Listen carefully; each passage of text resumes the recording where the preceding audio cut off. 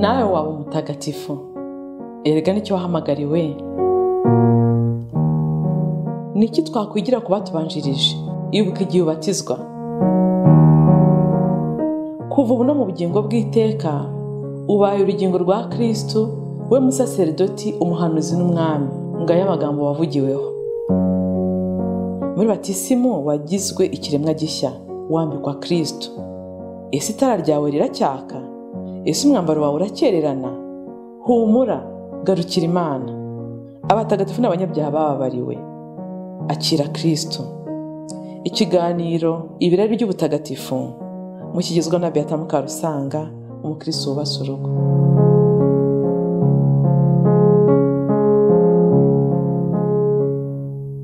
Bavandimwe mukuri iki kiganiro ibirari by'ubutagatifu Kristo Yezu akuzwe.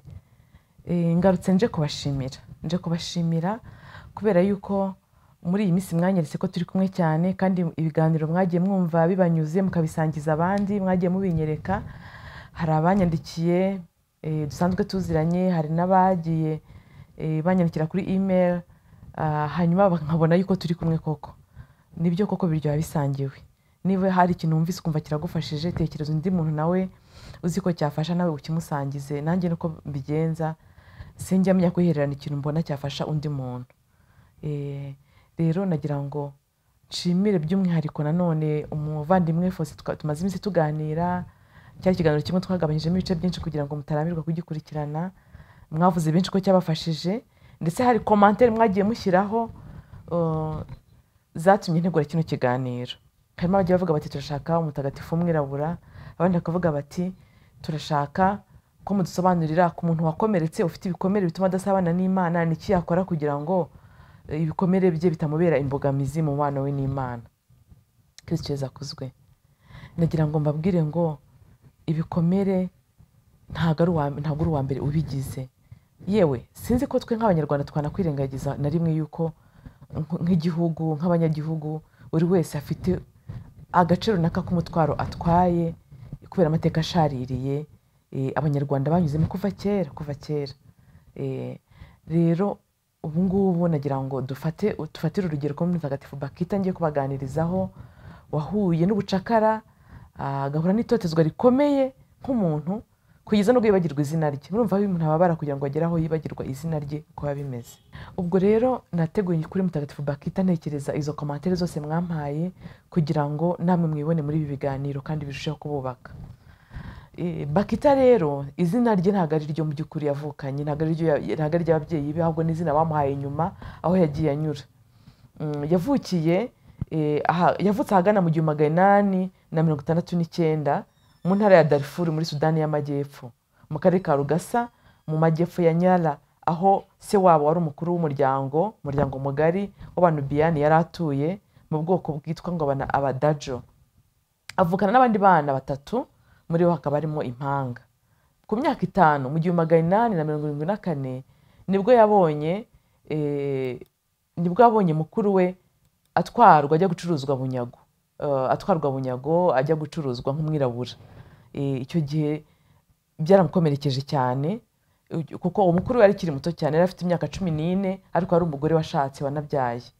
Icyo gihe baramutwaye, hanyuma arabireba biramukomeretsa, ariko nawe ntibyatinze. Nyuma y'imyaka 2 gusa mu 1887 nawe nibwo yafashwe afite imyaka 7.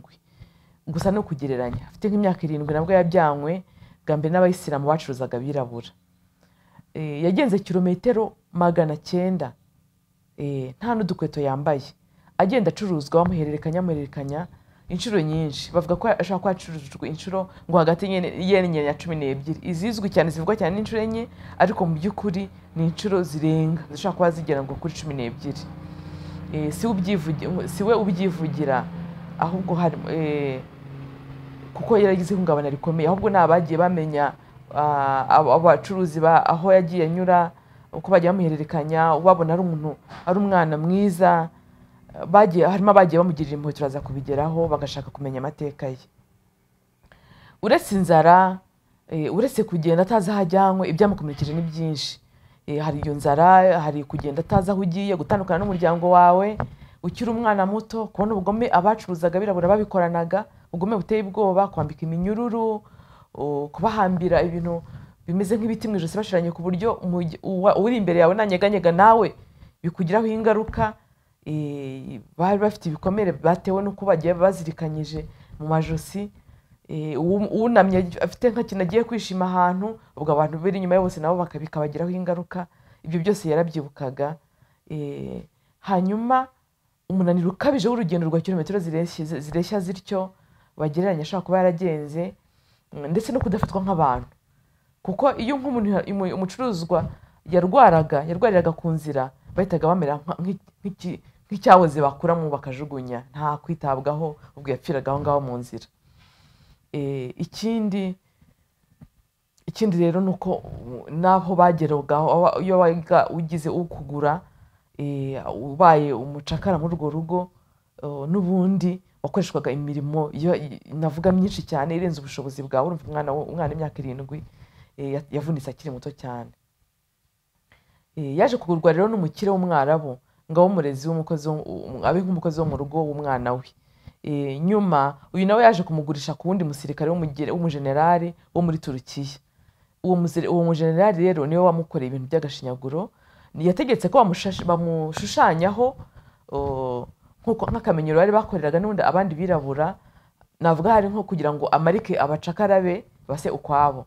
Rero babasharagagaho bakoresheje ibyuma. Dore uko yabyanditse mu kanyamakuru ka page 4 gusa, mu nyandiko ya page 4 yanditse amaze gukura. Turaza kuvuga igihe yabyandikiye. Yaravuze ati hari umugore ufite umutima ntamenya uko nshushanya. Nagiye kubona mbona umwe baramufashe, abandi bacakara bamufata amaguru n'amaboko, baramukomeza agaramye yambaye ubusa. Maze haza umugore ufite icyuma gityaye, abanza gushushanya ku mubiri we n'ingwa.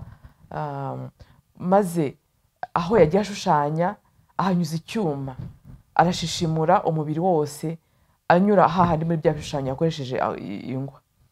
Nabonye imibirogo y'uwo mugenzi wanjye ukuntu ntacyo yari babwiye, maze nkaho bidahagije afata umunyu atsirima muri bya bisebe kugira ngo bya bikomere baciye ku mubiri bitazasibanga, ntabwo bikure ari inkovu ibyimba. Namwe nimwibaze ka gasebe gato ushyizemo umunyu ukuntu bimera, noneho umubiri wose bawushushanyijeho barangije batsirimamo umunyu. Ngo yaraboroze arataka, ariko no gutekereza ko nawe ari giye gukurikiraho. Murumva icyo gikomere, iyo traumatisme ni nko gupfa uhagaze. Narabyumvise ndimo mu gushaka ino nkuru, narasomye hari n'akavideo, hari n'agafilime gato umwanditsi wanditse ku buzima bwa Mutagatifu Bakita yanditse, gakoze neza cyane. Ahari ndaza kukabarangira muri commentaire, namwe muzakarebe uko abivuga. Bifitemo bagiye bakoresha wenda no kugereranya ibishushanyo, ukabona ubukana byari bifite, ubona ko rwose Bakita ni nko kubambwa ku musaraba, biteye ubwoba ibintu byamubayeho. Ubwo rero nyuma nawe akurikiraho. Ubwo babare bwose Bakita yagize bwaramwisha ahagaze kugeza ubwo yibagirwa izina rye pe. Izina Bakita bari muhimbye bamukiniraho, ubundi rivuga ngo umutunzi cyangwa umunyamahirwe. Muri rw'icyarabu ngo Bakita bisobanura fortune cyangwa chanceuse. Nyuma y'ubwo bubabare ndengakamere yaje kongera kugurwa n'undi mugabo wari uhagarariye inyungu z'igihugu cye cy'Ubutaliyani aho muri Afurika, akitwa Calisto Legnani.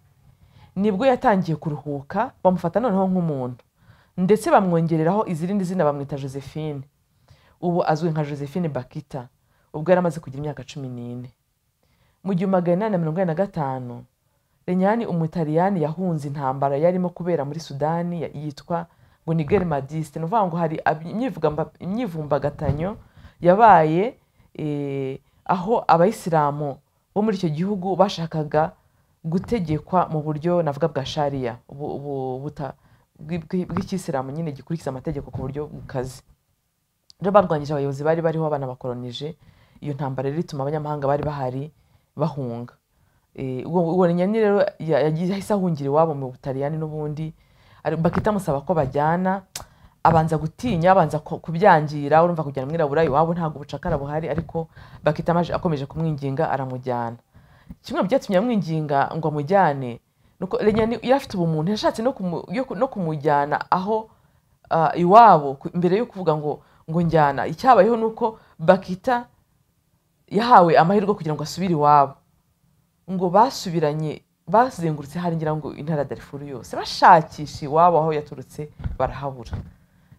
Ngo bamaze iminsi myinshi bashakisha, amaze kuhabura aramwinginga ati njyana, aramujyana.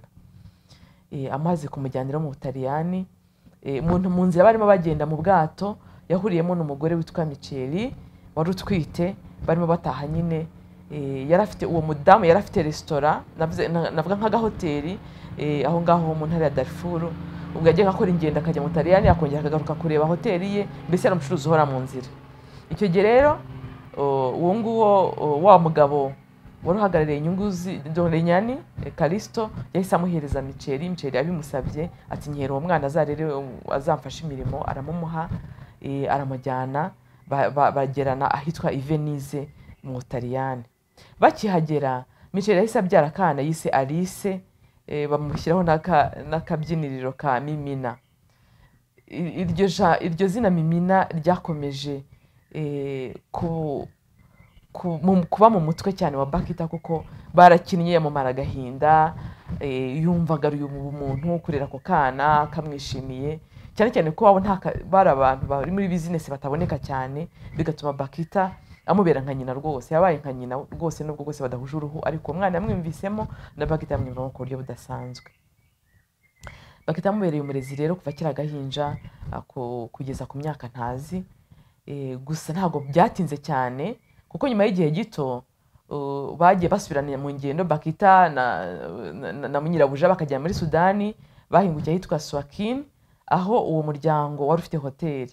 Ntibahatinze basubira mu Butaliyani nanone, maze Bakita biswa abihaye Imana bayoboraga ishuri ry'abakateshiste b'Ivenize bitwaga Religieuse Canonisienne. Bahamara amezi 9, ari nayo Bakita yavumbuye ko Imana yari afitiye inyota koko ibaho kandi ikamukunda. Dore uko abyandika: nkigera muri uriya muryango w'ababikira, nkumva iby'umwana w'Imana wigize umuntu ngo aducungure, nkumva iby'urukundo rw'Imana ishobora byose, nese numva umutima wanjye utwawe n'inyota yo gushaka kumenya byisumbuyeho iyo Mana nahoraga mfitiye inyota. Koko rero kuva nkiri muto nabonaga ibinyarumuri bitendetse mu kirere, izuba, ukwezi, inyenyeri, ibinkikije ku isi, nkabona hari uwabiremye kandi ubibeshaho. Nifuzaga gushyikirana nawe ariko simenye uburyo. Urumva iyo nyota. Faustin rero ndaza tuganiriza ati umuntu ari mu nyota y'Imana, yabishyize mu mutima wacu. Na Bakita afite iyo nyota y'Imana ariko atazi uburyo yashyikirana nayo. Ubwo rero atangiye kwiga gatigisimu aho ngaho mu babikira, ndetse atangira no kwifuza kwiha Imana. Mu gihe gitangira ingisho zimutegurira kwiyegurira Imana, Madamu Miceli yashatse kumusubirana iwabo ariko Bakita aranga. Nibwo uyu mudamu yamureze mu rukiko, baraburana umuhenerezo ye. Ariko ku itariki ya 29 z'ukwa 11 mu 1849, Procureur atangaza ko Bakita yigenga, kuko mu Butaliyani nta bucakara bw'abirabura buhari. Ubwo Bakita yari amaze kugira imyaka hafi 20. Ku itariki ya 9 Mutarama mu 1890, Bakita yabatijwe na Kardinali Archiepiscopo wa Venise Domenico Agostino, ahita anakomezwa. Amazina ye ahinduka nyine Josephine Margarete Fortunata. Bakita nyine barishyize mu rurimi rwaho bamwita Fortunata, yongeramo na Margarita. Nuvuga ngo amazina ye y'abatisimu Josephine Margarete Fortunata, ariko Bakita ryagumye rimwomaho, ni nako tumuzi. Ngiye kubabwira ku buzima bwe nk'uyeguriye Imana. Bakita mu nyandiko nababwiye ya page enye yasize, yanditse ko igihe agize icyifuzo cyo kwiha Imana yarwanye nabyo umwaka wose. Yibaza ati se Mana yanjye, uru ruhu rwanjye nsa gutya, ndi igikara, ndi umwirabura muri abo bazungu bonyine. Icyo gihe ingendo zose zitaratangira ngo abantu busanga barivanze nk'ubu. Iyo tubonye umuzungu tubona ari bisanzwe, n'ababonye umwirabura henshi na henshi batangiye kubona ari bisanzwe. Ariko icyo gihe byari nk'agashya byonyine ko bari muri uwo muryango ari asukwa, kandi bashinzwe katesheze. Umurimo wabo ko ari ukwigisha abana baza kwiga gatigisimu.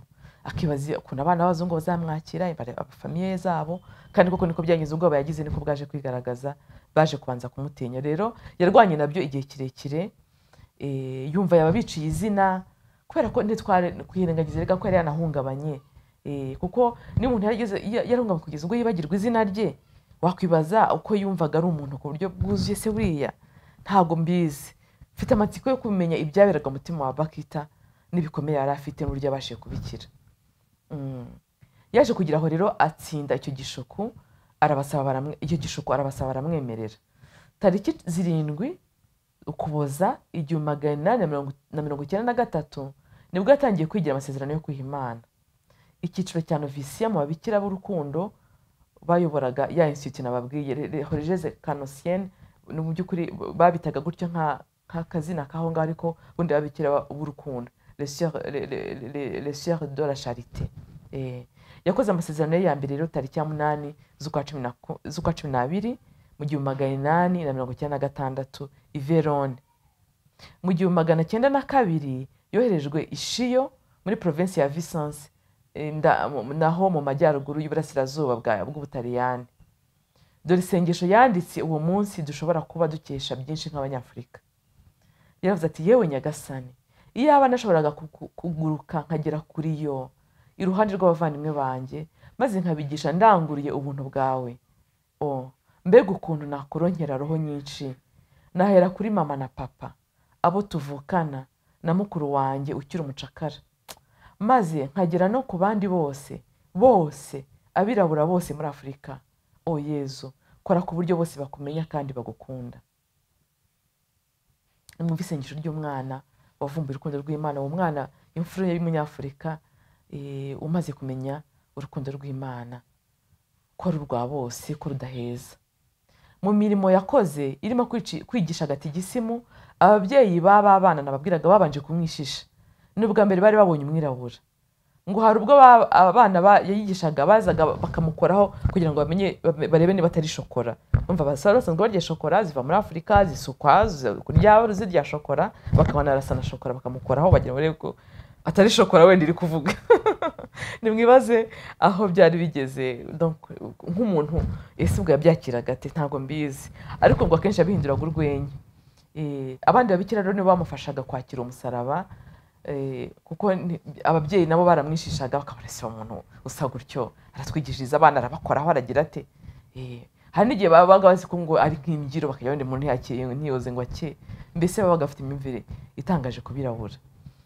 Ikindi rero ababikira rero nibo bafashije abo babyeyi kugira ngo bareke kumwishisha, bamwisanzureho, ndetse uko bagiye bamwisanzura barushaho no kumukunda kurusha nabo bahasanze, kuko yari afite spontaneité, afite akantu umutima w'umwana utarigeze umushiramo, wo kudakomeza ibintu, wo kubabwira inkuru zimuvuye ku mutima, wo kubabwira Imana iri mu mutima we atari Imana yo mu bitabo.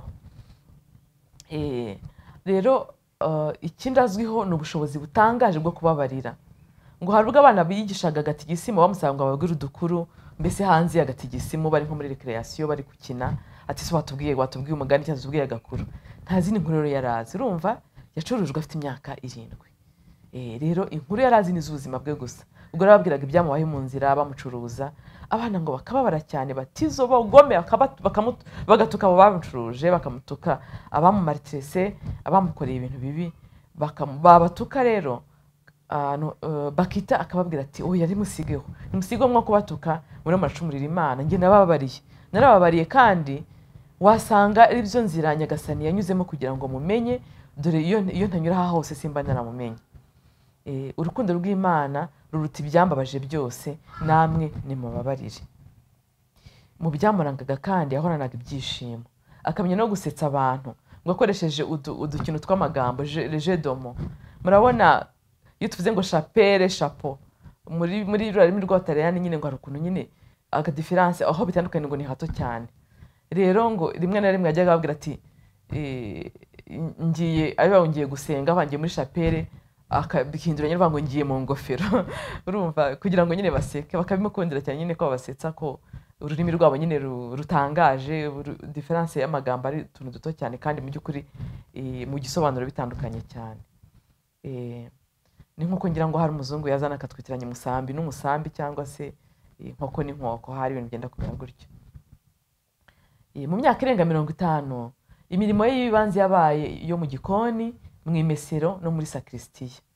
Bakita kandi yagize uruhare runini cyane mu gutegura abamisiyoneri bagombaga kuza muri Afurika kwigisha ivanjiri. mu 1927 yasezeranye burundu. Bamuhimba akazina ka la Madre Moreta, la Petite Mère Noire, bivuga ngo mama w'umwirabura cyangwa se umubikira w'umwirabura, ariko babivuga mu kabyiniriro Moreta ni nka petite mama, ni petite mère, ni uburyo bwo kumubyinirira. Ntago bamubonagamo umubikira w'umwirabura ariko mwiza udasanzwe w'igikundiro. Mu ntambara ya kabiri y'isi yose, nubwo bombe zari nyinshi zaguye mu mujyi wa Shiyo aho yarari, nta muturage n'umwe wapfuye. Kubera ukuntu rero bamubonagamo umutagatifu akiri no ku isi, n'ubundi kandi ubutagatifu ko bubera hano ku isi, uretse ko kiliziya ibyemeza aho hapfuye. Rero babifashe nk'aho Bakita yarinze uwo mujyi. Tariki ya 8 z'ukwa kabiri 1947 Bakita yapfiriye i Shiyo nyuma y'igihe kinini arwaye. Hari umupadiri wari ukiri muto waje kumusura, abonye ko asigaje igihe gitoya asigaye amara igihe kinini mu igare. Nanjye bango asigaje igihe gito ngafari ko ahubwo yaje kumusura kwa amara igihe kinini mu igare, nk'umuntu nyine wamugaye ushaje, nuko aramubaza ati ese ubu ngubu ubasha gukora iki? Aho wirwa wicahanga mu igare nicyo usigaye ukora? Undi aramuseka cyane ati ntaho nandukaniye namwe, ati ubu nanjye nkora gushaka kw'Imana uko namwe mukora gushaka kw'Imana. Ntamushubije ati ubu ngubu icyo Imana ishakaho ni ukwicara hano kuko nicyo Imana gushakaho ari iriya mirimo ukora. Mu masaha ya nyuma igihe yasambaga yavuze amagambo agaragaza ububabare yagize bwagumye mu bwenge bwe, nubwo mu bigaragara yari yaraburenze. Ngo yaravuze ati mama mfasha, urashyuye umunyururu, biri kumbabaza. Urumva yasubiye inyuma cyane, niho nyine traumatisme, niho nyine igikomere kibera igitangaza. Hari ibintu bitibagirana, ibintu byo gufatwa ku ngufu, ibintu by'intambara, jenoside, ibintu bikomeye. Hari igihe bikubaho ukagereza kubirenga, ugatwaza, ariko ntabwo bikuraho yuko ndani uba warakomeretse. Rero mu gusamba hari igihe bene ibyo bikomere bigaruka bikigaragaza, cyangwa kimwe n'uko muri umuntu ari kurota ashaka kurota inzozi zigaragaramo ibikomere. Rero ibyo bigaragaza rwose ko nubwo yari yarababariye, nubwo yari yarakoze ibishoboka byose ngo mutagatifu, igikomere yari atwaye mu by'ukuri Bakita yabayeho abambye ku musaraba. Nagira ngo mbabwire noneho mu bijyanye no gushyirwa, donc urumva umubiri we washyinguye aho ngaho muri kiliziya ya Shiyo. Mu bijyanye no kumushyira mu rwego rw'abatagatifu, bivuga ko nyuma y'urupfu rwe ibitangaza bitabirika byakoretse ku mva ye. Abamwiyambaje bagiye babivuga babyandika ku buryo mu 1950 akanyamakuru kandikwagamo kandi kikirwaga muri uwo mujyi katangaje ubuhamya burenga paje 6 bw'abantu bavuga ko babonye ibitangaza bakesha ubuvugizi bwe, ikora ko bamwiyambazaga. Yashyizwe mu rwego rw'abahire muri 1992, ashyirwa mu batagatifu tariki ya 1 z'ukwa 10 2000. Ni mutagatifu Yohani Pawulo II wabikoze. Hanyuma bavuga ko Papa Benedicto wa 16 yamukundaga byahebuje, bigaragarira mu nyandiko yagiye yandika, nk'inyandiko ya Gishumba yanditse Spe Salvi, bivuga sauver dans l'espérance. Mutagatifu Bakita turamwiyambaza nk'umuntu wahuye n'ibikomere akabirenga akaba mutagatifu. Mutagatifu Bakita udusabire mu bikomere twatewe n'amateka yose yashaririye twanyuzemo nk'abanyarwanda. Amen.